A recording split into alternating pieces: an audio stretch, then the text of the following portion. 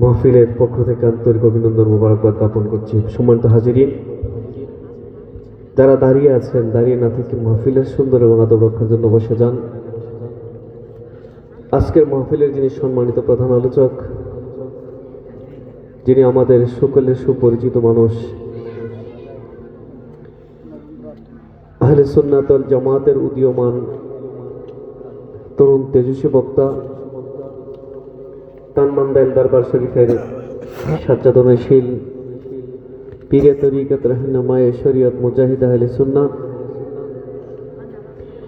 আদমপুর ইসলামিয়া ফাজিল মাদ্রাসার সম্মানিত আরবি প্রভাষক আল্লামা হযরত মাওলানা জুবাইর আহমদ ফাতিহি বিন হুসাইনি সাহেব মঞ্চে তাশরিফ এনেছেন, আলোচনা করবেন। ভুল তো করেছি প্রভু, আমি যে গোলাম, দয়াল প্রভুর কাছে ফিরে এলাম। একটু কাছে যাব যখনই ভাবি, নফসে ঘুরিয়ে দেয় মনের চাবি। এত যে ভালোবাসো বুঝিতে পারিনি, তাই তো আঘাত দিতে একটু ভাবিনি। প্রিয় উপস্থিতি,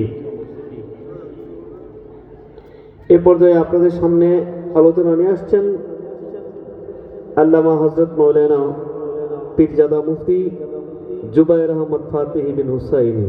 হুজুরকে হুজুরের তাকরীর পেশ করার জন্য বিনয়ের সাথে আলোচনা।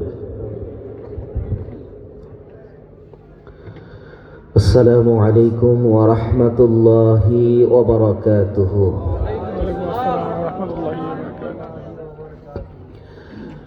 ইন্না আউওয়ালান আশকুরুল্লাহ সুবহানাহু ওয়া তাআলা والحمد لله رب المشرقين ورب المغربين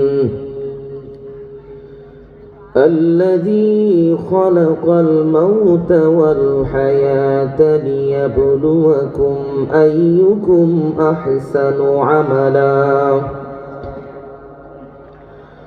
والصلاة والسلام على حبيب الرؤوف الرحيم وعلى آله وأصحابه أجمعين